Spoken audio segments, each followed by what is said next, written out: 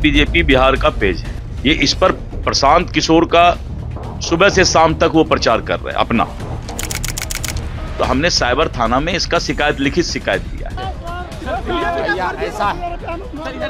ऐसा है कि इसीलिए आदमी को, जिसको कहते हैं ना नीम हकीम खतरे जान, दिलीप जायसवाल को अपने जीवन में सोशल मीडिया का कुछ आइडिया है नहीं। इनके पिताजी को सोशल मीडिया हम लोगों ने सिखाया है। जिस अकाउंट की वो बात कर रहा है, सब लोग ध्यान से सुन लीजिए, जिस अकाउंट का बात दिलीप जायसवाल कर रहे हैं वो भाजपा के 2 लोग आज से नहीं 2016 से चला रहे हैं। और उस आदमी को ये भी नहीं समझ है कि ये भाजपा का कोई पेज नहीं है, ये फेसबुक ग्रुप है जिस पर कोई भी जाकर कुछ भी लिख सकता है। 2016 से ये 2 लड़के भाजपा के ये ग्रुप चला रहे हैं। उस पर आरजेडी के लोग भी पोस्ट करते हैं, उस पर जनसुराज के भी लोग पोस्ट कर रहे हैं, भाजपा के लोग भी पोस्ट कर रहे हैं। उनको जो केस किए हैं तो उनको कहिए कि तुम्हारा तो सरकार है ना, तुम जाओ और डीजीपी के साथ जाओ, और उसमें अगर एक भी चीज़ गलत निकल जाएगा तो प्रशांत किशोर राजनीति से संन्यास ले लेगा। लेकिन अगर नहीं निकला तो इसको हाथ जोड़कर दिलीप जायसवाल को पूरे बिहार के युवाओं से माफ़ी मांगना चाहिए। इस आदमी को कोई समझ नहीं है। इस आदमी को एक ही चीज़ का समझ है कि कॉलेज कैसे कब्जा किया जाता है। दिलीप जायसवाल का हिस्ट्री आपको बता देते हैं। दिलीप जायसवाल का हिस्ट्री ज़रा सुन लीजिए। सीमांचल में माइनॉरिटी के मेडिकल कॉलेज में ये व्यक्ति कैसे उस कॉलेज को इन्होंने गलत तरीके से कब्जा किया हुआ है, उसकी जांच होनी चाहिए। और बेचारे जो सरदार जी उसके मालिक थे, जिन्होंने उस कॉलेज की स्थापना की, उनकी हत्या हुई, कैसे हत्या हुई, इसकी जांच होनी चाहिए। ये हमको डराने की कोशिश कर रहे हैं। भाई तुम दिल्ली, यहाँ पटना से लेकर दिल्ली तक जितना साइबर एक्सपर्ट है उसको ले आओ और ला कर दिखाओ। अगर प्रशांत किशोर ने, जनसुराज ने गलती की हुई है तो हम लोग मान लेंगे।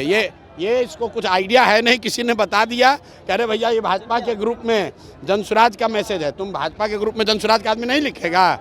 आप किसी के भी पेज पर जाकर कुछ भी कमेंट कर सकते हैं, उसमें क्या है? आपको लगता है सर चुनाव से पहले आपको बदनाम करने की? अरे भैया बदनाम क्या होगा इसमें? बदनाम हमको क्या करेगा भाई? सब लोग समझ रहा है सरकार किसकी है, भाजपा की है। तो अगर कोई फेसबुक पेज गलत चल रहा है तो तुम पकड़ लो। दिल्ली में सरकार तुम्हारी है, पटना में सुनिए ना। अरे भाई सरकार किसका है? बिहार और दिल्ली में सरकार किसका है? फेसबुक पेज पर अगर कुछ गलती है तो तुम पकड़ो, अगर है हिम्मत तो। पत्रकार वार्ता काहे कर रहे हो? और साथ में ये भी कह रहे हैं कि जिस कॉलेज को कब्जा करके बैठे हुए हो उसका भी जांच करा लो, अपनी ही सरकार से करा लो कि उस कॉलेज का मालिक कैसे बने हो। अशोक चौधरी ने कहा है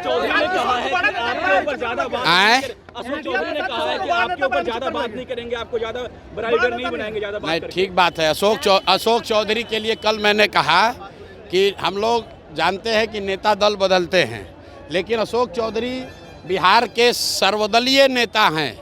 इनके बाबूजी कांग्रेस में, ये खुद जदयू में, बेटी लोजपा में और दामाद आरएसएस भाजपा में। तो भाई एक ही चीज़ बचा हुआ है, आरजेडी। अब घर में 1-2 और कोई भांजा भगीना होगा, उसको भतीजा को उसको आरजेडी में भी डाल दे। तो ये बिहार की जनता देख रही है कि ये एकमात्र परिवार है जो कि पांचों दल में है। कोई भी किसी दल को वोट दीजिएगा, अशोक चौधरी जी को उसमें लाभ ही लाभ है। अरे मोदी जी आ रहे हैं तो आप लोग देखिए कि सब जिला से बिहार के बच्चों का, बिहार के गरीब जनता के पैसा पर, आपके हमारे पैसा से भीड़ जुटाने के लिए सब सरकारी खर्चा पर बस से ले जाकर भीड़ जुटाया जा रहा है। तो सब लोगों को पूछना चाहिए कि भाई आप हम लोग को कुछ दे तो नहीं रहे हैं, हम लोग का ले क्यों रहे हैं?